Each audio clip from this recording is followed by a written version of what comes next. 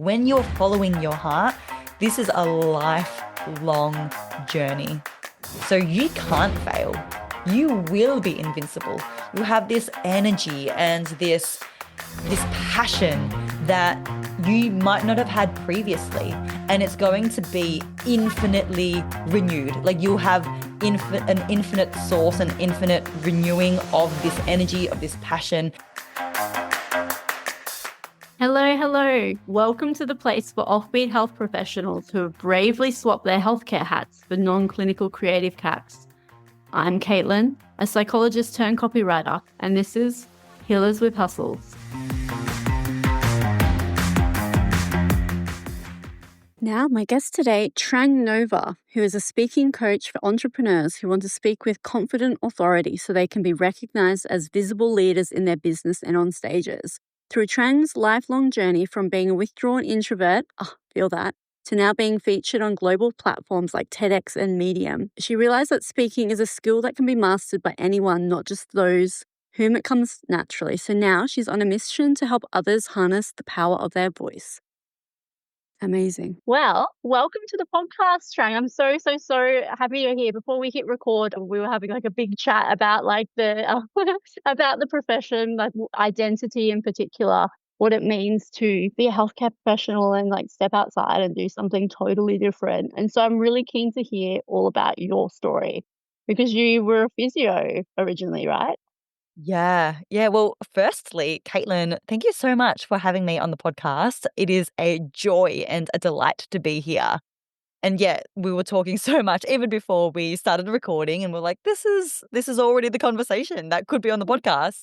But yeah, so I used to be a physiotherapist, and I'm no longer practicing now. It's been over 4 years since I've stopped practicing, but it's been a wild ride in between, which I'm sure we'll get into in a moment. Yeah, definitely. Maybe like tell me a little bit about that, like in terms of when you started questioning the path and what you were doing, and maybe that moment where you're like, no, actually, there's something else that I want to do. Talk me through that. Mm. There was definitely a single moment, actually. So Oh, it's a wow. wild ride. To start from the very beginning, I think it's worth mentioning that I grew up here in Melbourne, and I was born to Vietnamese immigrant parents. So coming from war and poverty, they only wanted one thing for me when I grew up. They wanted me to have a stable life. So the options for my career were to become a doctor, a lawyer, or a disappointment. Like those are the options, right? Now, I was quite sporty, so I thought I would meet them in the middle, and physiotherapy was something that appealed to me. Like my dad's a doctor and my sister's a dentist, so Mm-hmm. physiotherapy, like the clinical practice and related to sport, was something that I thought I wanted to do. So I did my master's of physiotherapy at La Trobe Uni, graduated in 2017, and I started practicing for a few years. And everything was going well. I was generally comfortable, generally happy, doing well until one particular morning. And this morning, like everything changed. What happened was I had gotten up early to go for a run. It was still early, so quite dark. It was raining. I couldn't see very well. And I stepped out onto the footpath to begin my run. And when I did that, I heard a crunch. And I was like, what's that? What's going on? I looked down and I'd stepped on a snail. Now, this isn't the first time that I'd stepped on a snail before, and I'm sure all of you have before by accident. But for some reason that morning, I couldn't stop thinking about it. I couldn't help but feel guilty that, like, me going for a run on this day at this time, I'd caused such an effect on something outside of me. Like, in this case, I'd killed something. Yeah. And as I was running, and it was a long run, I think it was 2 hours because I was doing, like, triathlons at the time. Oh, I had a lot of time to think. And as I was running, I remember it was sunrise, so I got up to the top of this hill. I looked over at the neighborhood. The sky was pink, the sun was coming up over the horizon, and I had this realization moment. It was like this light bulb moment of, "Oh my gosh, every one of my decisions, every one of my actions has a consequence." And in this case, it was quite obvious because it happened straight away. But so many of these consequences of our actions go beyond what we often would witness or even understands. Like there's just like such a ripple of consequences for every action that we take. Essentially, what I was really acknowledging and it was coming to light was, as a human being, I was starting to realize that I had a very big footprint and could have a very big footprint. And this was the realization of this run. So this started what I call my quarter life crisis, because I started to see how much of a footprint I had, how much responsibility I had, how much of the world's problems and world's future rested on my shoulders. And I really felt the burden of that. So I went into this space for about 8 months when I was like, oh my gosh, what am I doing with my life? What can I do with my life, especially with what I do every day, which was my work? What could I do that would have the most positive impact for our world, like Mm. now and for future generations? No. But I really was questioning this. And, at the time I was practicing as a physio. I had patients coming in, out every 20 minutes in between four walls. I was also working in a gym. So I was helping people to squat, to shape their Mm. booty a little bit more, or, to lose that That extra is deep percent and of, profound. right? So, and I want to also mention that I think every work, every profession is needed, right? Mm. Like it's so needed, and people get injured, and people need, in this case, people need allied health professionals and physiotherapists and chiros and osteos to help them. But for me, I was like seeing things at such a great scale that I couldn't unsee it. And for me, I started to question, how can I help people, not just as athletes, but Yeah, as human beings? love that. Wow, And that's that started my terrific. journey. Yeah, that started the Mm. journey of starting my business and eventually leaving the profession of physiotherapy. Gosh, what an incredible story. It feels like a film or something like that. I was just like imagining you, yeah, like going on this run and having those big sports. That's incredible. Are you quite a deep, you must be a really deep thinker then, like that.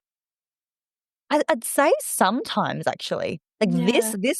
this run that I went on that morning, it it took me by surprise. I didn't expect to have my entire quarter life crisis activated just by stepping on a snail. I think it was just like right time, right place kind of thing. Like, how, Mm. like, because when I stepped on that snail and now that I look back on it, it's such a profound moment because it's such a small event. Like, Mm. we step on snails all the time. It's such an insignificant event, but it made me realize that we have these insignificant events all day, every day in our life, and yet they do have the power to activate a major epiphany and really change the trajectory of our life. Oh, But it's up to us to stop and reflect on that insignificant event. Otherwise, we just continue with our life and nothing changes. So, yeah, I think I'd just gone through so many of those moments and it had just brushed by and I'd bypassed those moments that, yeah, it had led to this moment of I was ready to face this truth and I was ready for this change. That model, the stages of readiness to change. yes, the change of the change up. Yeah, like, I think I hadn't realized and I wasn't conscious to it until I was. Yeah, it's but like you say, because it's exactly what I was thinking when you were talking. I was like, how incredible that you were able to take that moment and then, like, reflect on it and, like, exactly, you're in that it was like things like that would happen all the time. I know for me, Exactly. for my one of my little moments like that was when I was in like sitting, I was working in palliative care as a psychologist and I was palliative care, yeah, and I was working with older adults and one of my Mm, patients was, telling me that they haven't had a great life. It was a really beautiful thing. And they said, like, I will never die, I won't die wondering. I've lived my life. I've done everything I wanted to.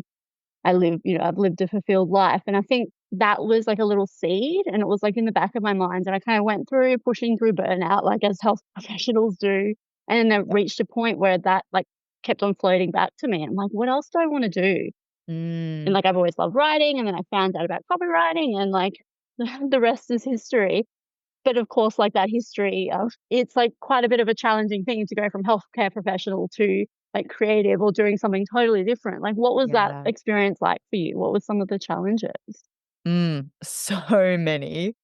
I continue to say to this day that it was one of the most challenging personal journeys that I'd been on.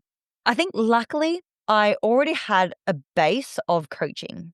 So Yeah. when I started my business at that time as a life and mindset coach, so I could work with people at this comprehensive level and raise their consciousness and help them to reach their potential in their lives, I was already coaching to some degree because I was not just a physiotherapist, I was a running and strength coach. So that's why I was working in a gym. And that made it easier for me because I already had somewhat of a business in the coaching industry. It was just sports coaching rather than anything else. So that made it like a bit of an easier sidestep, but didn't mean that it was still easy. Because as I expanded my coaching and I started to incorporate programs and services that were revolved around mindset and life coaching, as I started to change my job title and stopped introducing myself as a physiotherapist and instead as a mindset and life coach, as I sat on what was it like? It would have been like November, which is the yearly time that my APRA registration renewal is due. Mm. As I sat there thinking, do I renew for another year or do I, not renew? Do I renew as a non-practicing physiotherapist? Like all of these moments were really challenging everything that I'd known about myself and would know about myself. Mm. Like, for so many years now, and you would get this, and I think a lot of the listeners would really resonate with this. Your Absolutely. your job is so closely tied to your identity. And when it's all you've talked about in year 12 in high school, because that's what you wanted to get into at uni, and then you study for 4 or 5 years at uni, and then you start practicing, and it's like the first thing that's on your LinkedIn is how you introduce yourself when someone asks, "What do you do?" It's your entire identity. It's your entire lifestyle. It's your entire expectation for the future. Like, I thought that this was going to be my forever profession. Like, I didn't hate it. I enjoyed it. I wanted to help people with their sporting injuries and achieve their sporting potential. So, really accepting at a mental and emotional level who I was and who I was going to be, that it was going to be different from what I had originally anticipated. Dealing with familial and community expectations was also a big part, and Yeah, I can tell me see about that. Like, what was that experience like? yeah, like, as if dealing with it on your own isn't already challenging, but having so many unsolicited voices, yeah, that makes it that next step challenging. And for me, I made the joke before about my parents having certain expectations for my career. Luckily, at this time, I was already living out of home, so they didn't have any, like, control over me Mm. and what I would do. But of course, I think the classic comments of, "Oh, you should renew your registration just in case," or, "Oh, like, why would you leave physio? Like, it's such a good profession. You're getting paid well. It's such a good job." And you're getting these voices that insinuate that you're not just sidestepping, nor are you progressing. It's insinuating that you're regressing in your career Aggressive. Yeah. Yeah, or absolutely. you're going backwards. And I think this is what a lot of people are challenged with because, like I said before, a lot of people, when they are at crossroads in their career and they want to start a new business, it's not because they don't know. It's because deep down, there is a voice inside that is telling them that they're meant for more or their heart is calling for something different. So deep down, they know. But the challenging part is dealing with fear of judgment or fear of failure or what are people going to say if I mess up? Am I going to make a fool of myself? Is this viable? What are people going to think? Are people going to laugh at me? So I think that was really challenging because family was the main one that challenged me. Something that I have conversations with clients and different people is not just family, but the community that you're already in. Like we talked about this just a little bit before. Yeah. When you are in this clinical space, then all of your friends from uni, your colleagues, your acquaintances, they are all also in this space. And the clinical space is very clinical. It's very scientific, it's very professional, Evidence-based. Yes. Yeah. Hmm. right? And if you want to go into a creative business or a creative pursuit, it's almost contradictory to this clinical, scientific, professional space. And it doesn't have to Yeah. be, but I think the narrative says that it is. So there's a huge pressure of, oh my God, what is that one person going to think? And it's wild to think like that. But a lot of us, without realizing it, are actually putting so much weight on the opinion of one, two, or three people. And when we really reflect and we peel the layers off, it's not even fear of judgment of just general society. It comes down to the opinion of between one or three people in our current community. And when we shine light on that, it just seems so ridiculous that we are making decisions for our own life based on someone who, one, we don't even know for sure if they're going to judge us like we're currently hypothesizing. Like it is purely a hypothesis and we don't even know if that's true. But secondly, they might not even be thinking of us. They're probably not. They haven't thought twice about if we're going to start our business or pivot careers or move in a different direction. It's making it less than 0.1% of their thought process. Like, trust me, it's barely in their minds. But to us, when it's unchecked, it's Yeah. this massive, Massive thing. giant fear and a giant wall to us taking action. Yeah. So, yeah, I think not just dealing with our own identity, but dealing with fear of judgment, I think is a big one that holds us back. Hugely, and you would have, yeah, definitely. I love that you say that it comes down to a few people because it's so true. Like, I'm even thinking about here and at different stages. Like, when I first started posting on Instagram, I had, like, Mm. thoughts about, like, "Oh, what is this like, when I thought Mhm. about it, I was like, "What is this person gonna think?" And it's like, well, I don't know, I'll just, like, block them or something like that. I don't know, Exactly. like, Like this God. one person, like for our a high school friend who we haven't spoken Yeah. to for 3 years or something. It's just like, Yeah, why do we do exactly. this to ourselves? Yeah, it's like exactly. It's like, and then I'm like, "Oh, well, let them, like, whatever." Or even, like, the thought of, well, they're not the ones who are, like, paying paying my bills, right? Like, I've gotta put myself out Exactly. there. Yeah. Well, I say that now when I'm out of it, but when I was in it, it was so, so deeply challenging. I'm so glad there are people like you that help people with stuff like that. Yeah, yeah. It's a whole thing and there's so many layers to it, there's so many dimensions to it. I think something else as well for me, related to what I was saying before, was the fear of letting go of recognition. Like letting go of a job title that is quite globally recognized and it's globally respected. And I would notice how whenever I introduced myself as a physiotherapist, people's eyes would widen and they'd be like, oh my gosh, you're a physiotherapist? That is so cool. Like, you must be very smart. And you get these comments. And I Yeah. had a It's lot hard to of get into. Mm. yeah, exactly. And same for you, right, Caitlin? Letting that go and starting to introduce myself as a job title that is not universally recognized. It is not university qualified. It is in fact a job title that gets a bit of hate and gets made fun of online. And at the time I was younger than I am now. So at the time I was 24, 25. So I was the living and walking like living and walking version of what people make fun of. Oh, those 25-year-old life coaches who know nothing about life, but they think they know everything. Like that was such a big blockage for me of letting go of the perceived status of what my work was to then go into what my heart called for, but would go against what I'd been taught my whole life about what you should pursue, right?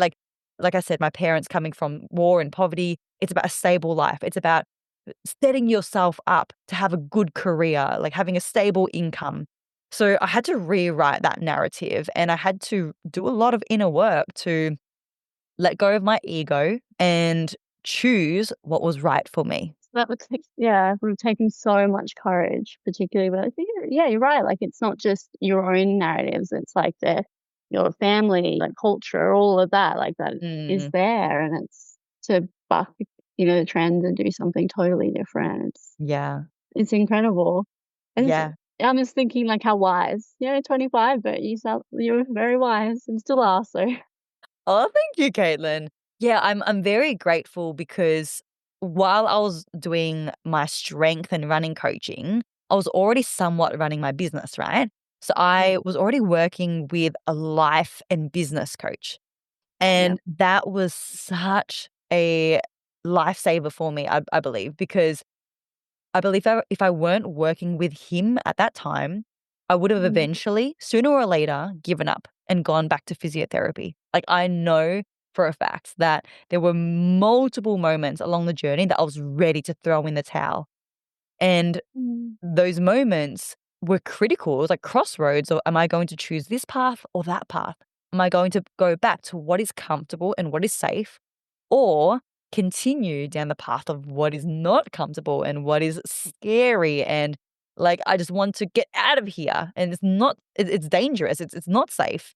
But he really helped me with many teachings, many coaching moments, many moments of support that helped me to see things in this way. And something that I remember he shared with me, and it stuck with me so much. It helped me through those moments where I doubted myself, that I'd love to share right now. So Okay. if anyone is currently sitting on the fence, if you're just getting started with your business or your creative hustle, or you're doubting yourself, maybe you're 6 months in, maybe you're 2 years in, you're hitting a wall and it's getting hard. I want you to remind yourself that whenever you follow your heart, you are invincible. You Mhm. can't not be. Like, you are invincible when you follow your heart, because there is no expiry date. There is no finish line. Like, when you're following your heart, this is a lifelong journey. So you can't fail.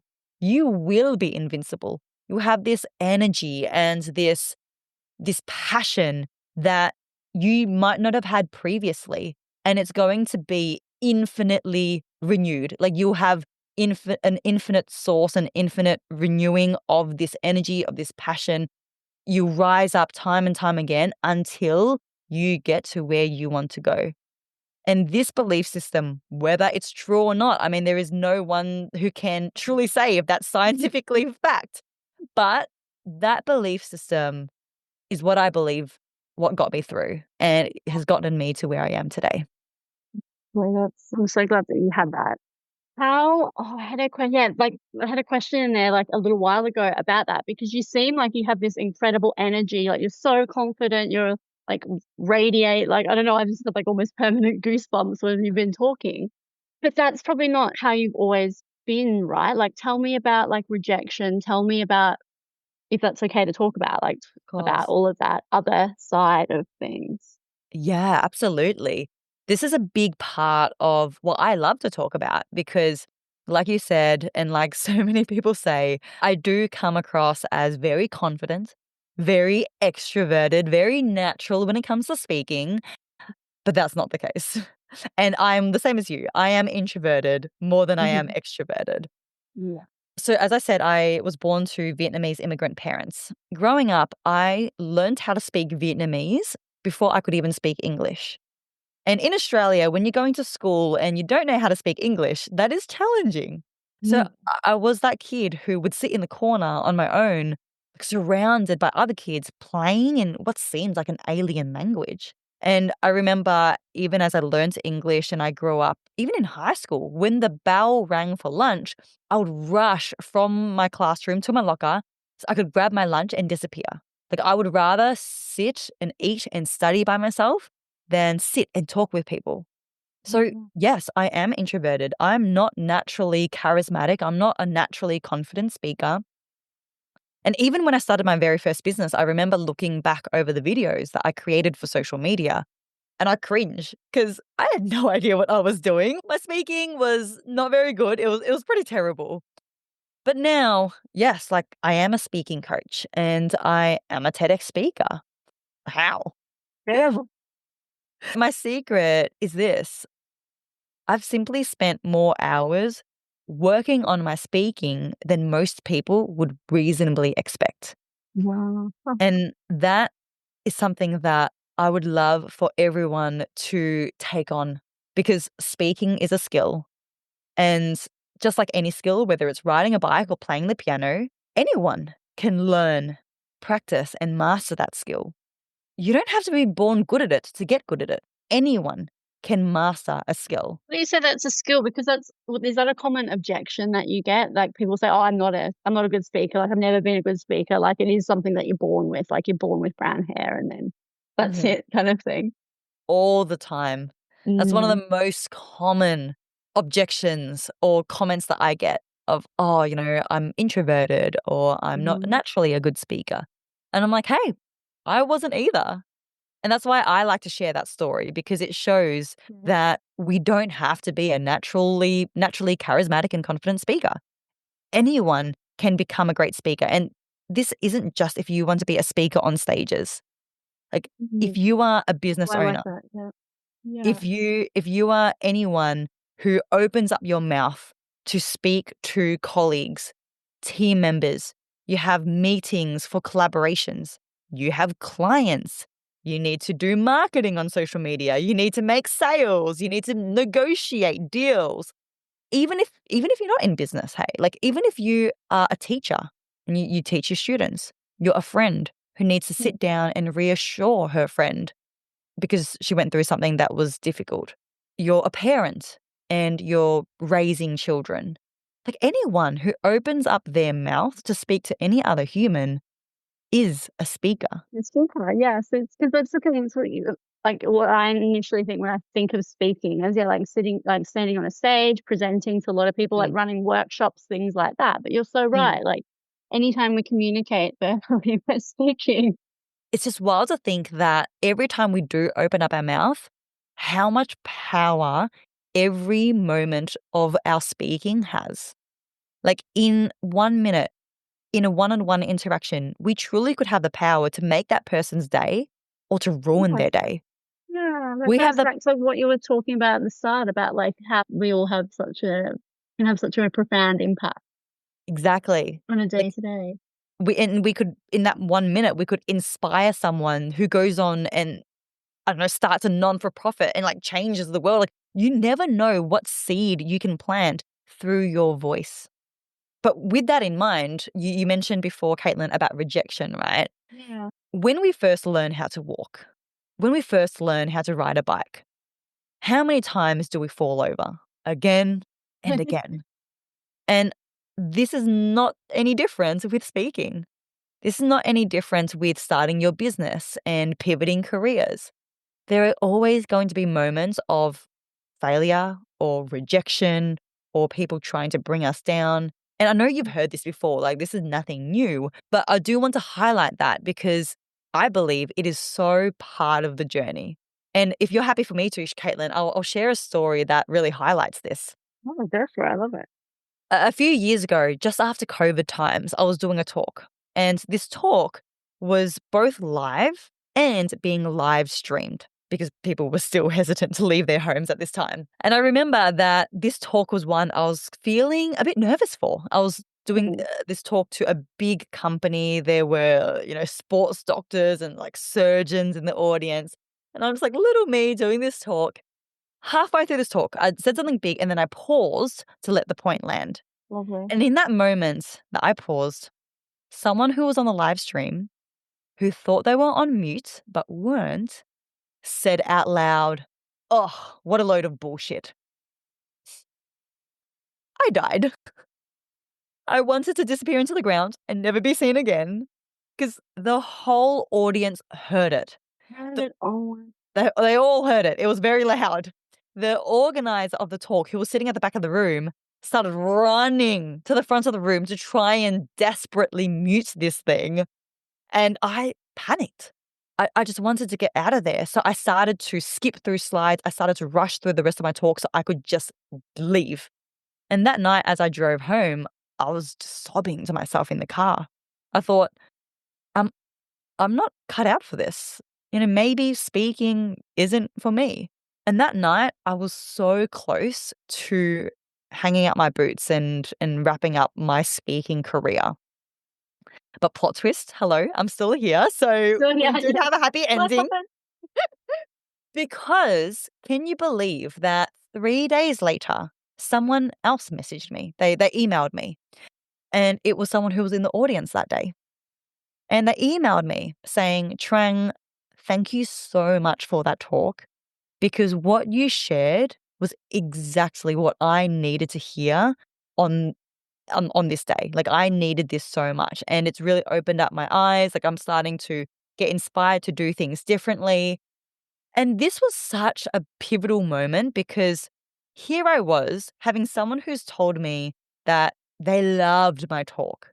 And it's not the Mhm. first time I've received that feedback. Like throughout the years of coaching, people have told me that I've changed their life. Or, Trang, if it weren't for you, I wouldn't be here now. Working with you has been one of the best decisions I've ever made. I've received this feedback. And yet, 3 days earlier, there was someone in the audience who thought that my talk and my content was BS. So, what this highlighted to me was you're going to get judged anyway. Like, no matter how good you are, you could literally be changing people's lives. And I'm you'll sure still it's have gonna be that someone, one person. yeah, you'll still have someone who doesn't agree. You're still going to have a hater. But for every person who judges you, another is going to be inspired by you, if not another Exactly. 10. Yes. And the Yeah, hater, exactly. they're not going to give you anything. Like you said this before, Caitlin, the hater, they're not going to ever pay you. They're not going to ever fund your next holiday or support you. So really, they are irrelevant. Mm. But the Yeah. 10 people for that one hater who you have the potential to inspire, to change their life, to touch in a positive way, doesn't that just make it completely worth it? Like, who Yeah. who cares about that one hater anymore? Even exactly, they're irrelevant. And they're probably like quite, deep down jealous that you're like living your best life and they're like stuck in a shitty career that they don't like. Yeah, yeah. And that really reminds me Just of sad. it is, but it's going to happen, you know? Mm. Like Brené Brown says it so well. I'm sure you're familiar. It's been quoted from an original source. The Man in the Arena quote where it said, "Unless you're in the arena covered in blood, sweat and tears, none of the spectators' opinions matter." Like, I unless you're in love the that quote. arena, if your opinion is invalid. Mm. And that's actually something that's sort of me through like thinking about that quote. Like when I think about like imagine, yeah, like my colleagues or people who I went to uni with, like kind of sharing my post or like, whatever like little fantasy I have in my head. I think, well, yeah, they're not doing what I'm doing. Like Yeah, they're not in the arena. They're not doing, yeah. So I better keep on exactly. going. And then Exactly. yeah. And, like, one final thing on this, because Mm. this really helped me overcome this rejection. Like I said, that night I drove home, I was sobbing. I got home, my partner was at home. My partner at the time was at home, and he was like, "How was the talk?" And I'm like, "It was fine, it was great." As I, like, run past him on the verge of tears, I, like, shut the door and I, like, burst into tears when I was by myself. But what I did that night was really revolutionary because, like I said, I'm still here now. So something did change. And when I went into that room, I took out my journal and I started journaling. I Mm. started to ask myself questions. I started to process what had just happened. And I was reminded as I was journaling of this one story that my speaking coach had told me. So my very first speaking coach was Vin Jang. Some of you may be familiar with him. He's a fantastic speaking coach. He's one of the best speakers in the world. And he told me about a time that he had done a talk. It was a big talk, a room of thousands of people, and he'd gotten a standing ovation. Like it was that good. The whole auditorium got up onto their feet and were giving him a standing ovation.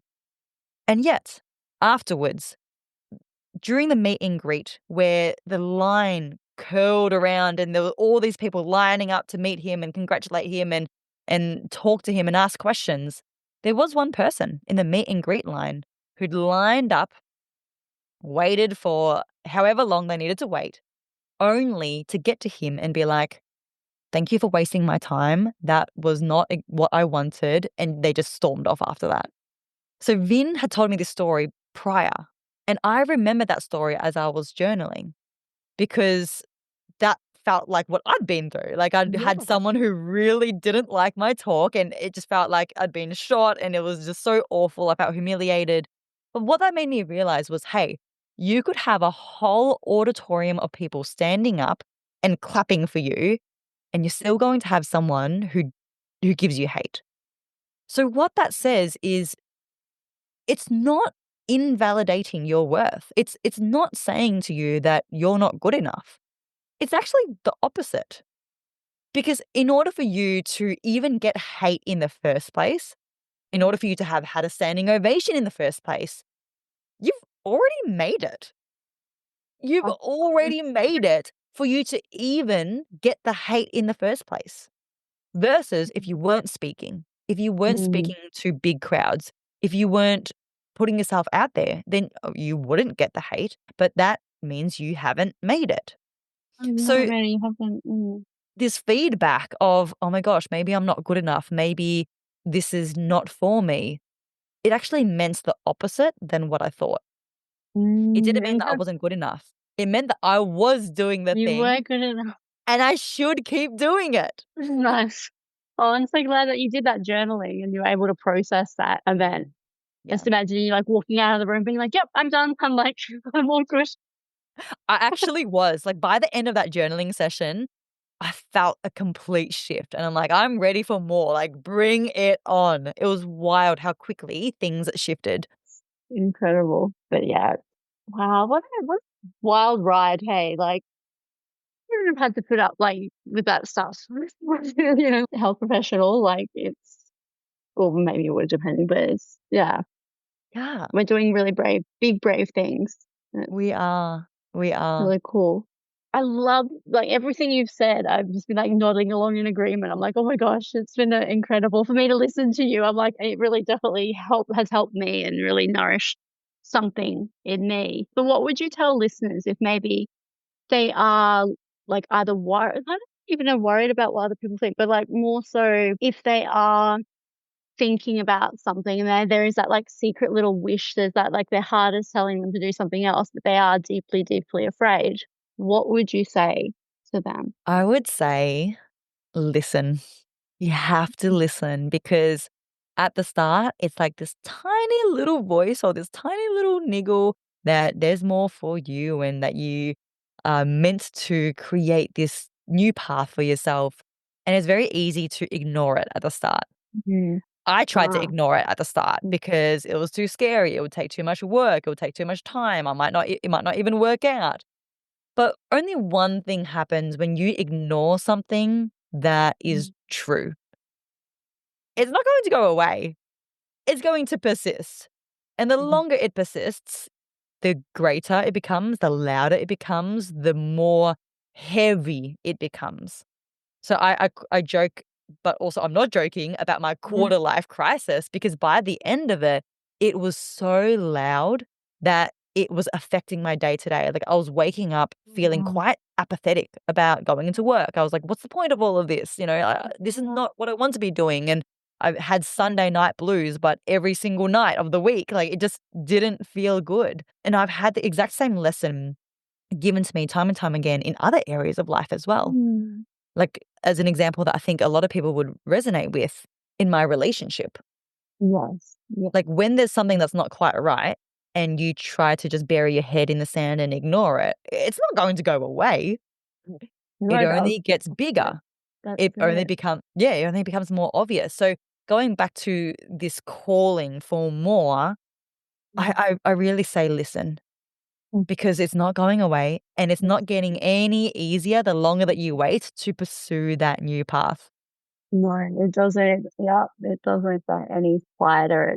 It gets louder and louder. And Exactly. yeah, I'm really pleased that you say that because I'm sure I know, like, I'm 100% sure I know that there is someone who will be listening who is at that stage now where they're like, Do Yeah. I do I take the leap? Like, do I listen or not Uh-huh. listen? It's scary to listen to, yeah, challenge everything that you know Yeah. professionally, but also personally. It's a huge, huge thing. And so, oh, I'm so glad that we've had this talk. Thank you so, so much for coming on. Is there anything that's come up, like, as we've been talking, that you wish I would have asked you about or that you want to say? This is kind of related to what we've been talking about, but more the message that I love to share as a speaking coach, as a speaker. Like when we think of leaders who've changed history, like Malala Yousafzai or Mother Teresa or Martin Luther King Jr., these leaders, they haven't changed the world because they were the most academic, nor because they were the most hardworking or because they sat down and studied a 10-step course on leadership. They didn't change the world because of any of those things. They changed the world because they had a vision. They had a vision that they felt so strongly about that they lent into their courage, into overcoming any any fear, and they used their voice to speak up. They spoke up with so much conviction, with raw emotion and depth. And because of that, they changed the world. I believe that our voice is so powerful. So I really encourage each of you to lean into your visions, whatever your vision is, wherever that takes you. Lean into it because we have this one life. What is there to actually We lose? do. There Yes, there's that's it. nothing to lose. Mhm. There's only things to be lost every day that we wait on our dreams. So you go out there, you create that vision. You create that vision, you speak up using your voice and see what you can create because when you do that, only one thing can happen. You'll create your extraordinary life. Mhm. So beautiful. That's easy. I'm wondering what if we want to, yeah, have an extraordinary life and do all of Yeah. that. But yeah, it takes courage. That's so incredible. How to take a slightly more, something a little bit more lighter. I always ask my guests 3 questions. I call them the rapid fire questions. Now, Trang, what is your favorite film? Titanic.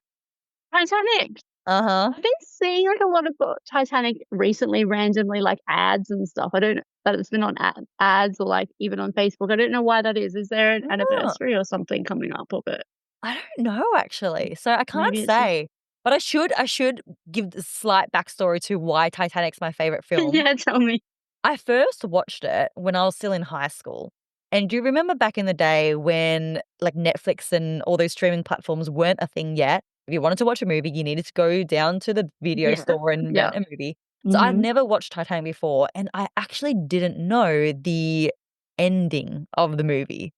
So I Mhm. got to watch it on Channel 9 or whatever it was with ads every 15 minutes. And I got to have the most raw experience of what was about to go down. And because I didn't have any spoilers, it was the most intense ride of a movie. Like as if the ship sinking wasn't already enough of a shock. But when like Jack lets go and he like floats down and Rose is like, come back, come back. I'm like on the couch, just bawling my eyes out. And it was just the most intense ride that I'd ever been on for such a movie because I didn't know what was to come, What's and I was such a gonna young girl, I was a romantic, I was like, "Oh my god, they're gonna live happily ever after," but they did not, and that was quite happen? a rude awakening, but I loved it for the journey that it took me on. I'll have to watch it again. It's been, like, quite a while since I've watched it, but yeah, I definitely had, like, a crush on Leo then. Oh, yeah, I think we all did. Oh, what about a concert that you'll never forget? Can I expand the question and say Of a course. music festival? Oh, yeah, yeah, please. 'Cause Yeah. I'm very much a music festival gal. Last year, I went to Tomorrowland.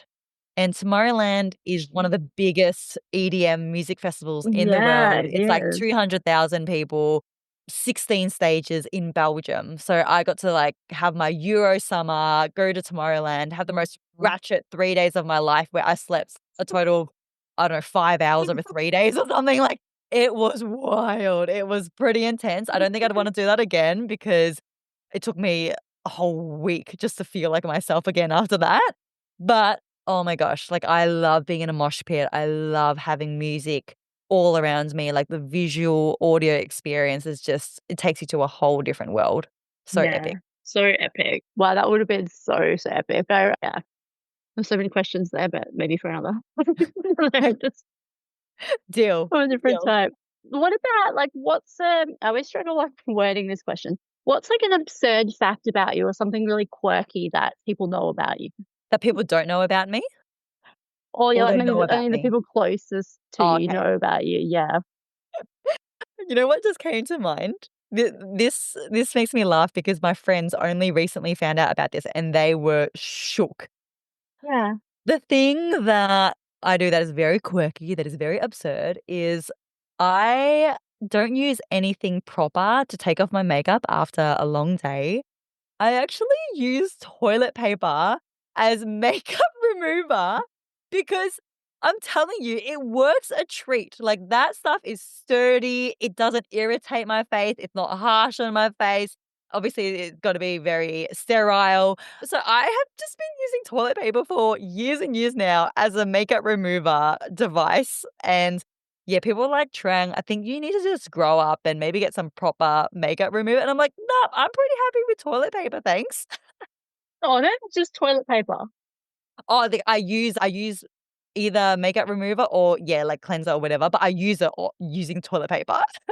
So I guess absorbent and it's like got little bump depending what toilet paper you have, it's got little bumpy things in it. So it's like maybe you're onto something. I'm telling you, because it's just like and it's fast and efficient because you got the whole Yeah, roll it's just right versus there. yeah, versus those little, like, makeup remover pads where I just, like, use one and then have to use another, and I'm like, I've tried and tested a few different materials, and I'm telling you, toilet paper's the go. Yeah, I'm just imagining like a cool little collaboration between you and like Who Gives a Crap. Yeah, like, expanding their business to new horizons, like, "Have you The ever makeup. considered makeup removal?" Oh, it's so fun. Oh, well, thank you so much for coming on the podcast. This has been such a treat. How can people get in contact with you? Or, yeah, tell me everything. For sure. I do live online, so you can find me Mhm. on most platforms. Instagram is where I spend my most time. So my Instagram handle is Trang_Nova, which is TRANG_NOVA. Otherwise, LinkedIn is Trang Nova. My website is trangnova.com. So yeah, any of those platforms and you'll be able to find the rest from there. Yeah, beautiful. Thank you so much. Yeah, Instagram is my one too. Do you post lots on LinkedIn? Like, do you like LinkedIn? I actually have really gotten around LinkedIn in just the Mhm. last 5 months, and I'm such a fan, and maybe we can talk more about this after as well. Like, I've been telling all of my clients, even the ones who think it's not relevant, I'm like, "Get around LinkedIn because it's where people go if they want to network or learn." Versus Instagram, it's like, people can network and learn, but it's such an entertainment, mind-numbing platform that people go on to, right? So Yeah. I found in terms of business, in terms of making connections, LinkedIn to be way more of a hotspot than Instagram. Good to know. And yeah, that was just like a very personal, like kind of me oriented question there, but I like to hear that. But yeah, no, thank you so much again for coming on. It's been a real treat having you. Caitlin, thank you so much for having me. I've loved this conversation, and I can't wait for it to go out into the wild for people to Yeah, hear. perfect. Thank you so much. All right. That's the end of another episode. Thank you so much for tuning in to Healers with Hustles. If you've enjoyed today's episode, will you do me a tiny favor and subscribe to the show? Just tap the subscribe button on your favorite podcast platform, and you'll be the first to know as soon as a new episode drops. Thanks so much for listening. Okay, ta ta for now.